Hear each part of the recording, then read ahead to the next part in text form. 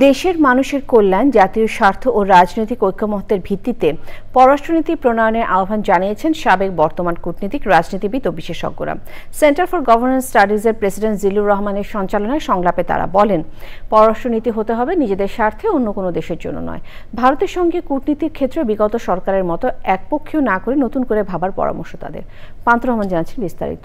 Bundle থাকলে প্রতি সেনমানিতে টাকা বাঁচবে। বিকাশ সেনমানি বান্ডেল কিনে জিতুন প্রতি লেনদেনে। সিজিএস এর গণতান্ত্রিক পুনর্গঠনের জন্য সংলাপ সিরিজের এবারের বিষয় পররাষ্ট্রনীতি। কূটনীতি, রাজনীতি, নিরাপত্তা, সমাজ ও অর্থনীতি বিশেষজ্ঞদের নিয়ে গড়া প্যানেলের মূল চাওয়া স্বতন্ত্র পররাষ্ট্রনীতি। দাসত্বের একটা ফরেন পলিসি গত 15 বছর আওয়ামী লীগ সরকার বজায় রেখেছিল। ভারতকে গত 15 বছর শেখ হাসিনা সরকার যেভাবে ট্রিট করেছে, আমরা এইভাবে ট্রিট করব না। আমরা আমাদের সিদ্ধান্তটা আমাদের জাতীয় স্বার্থে নিচ্ছি, নাকি কোনো একটা আবারও আশীর্বাদ পুষ্ট হয়ে আমরা আসলে কোনো দিকে আমাদেরকে ট্র্যাক করার চেষ্টা করছি। আমাদের দেশের ভোট, আমাদের দেশের ইলেকশন, আমাদের দেশের ফরেন পলিসি, আমাদের দেশের ইকোনমিক পলিসি, আমরা সেটা নিজেরা নির্ধারণ করব।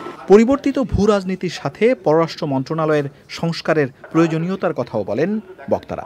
আমরা অভ্যন্তরীণভাবে আমাদের দলীয় স্বার্থকে প্রমোট করার জন্য আমরা বাইরের শক্তিকে ব্যবহার করার একটা প্রবণতা লক্ষ্য করি, এবং এই ধরনের বাস্তবতা যতক্ষণ থাকবে ততক্ষণ পর্যন্ত আপনার পররাষ্ট্র নীতি যেমন শক্তি পাবে না, আপনার নিরাপত্তাটাও আপনি নিশ্চিত করতে পারবেন। মার্কিন যুক্তরাষ্ট্র প্রতি 4 বছর পর তার defence and foreign policy review করে, ভারত করে, চীনারা করে।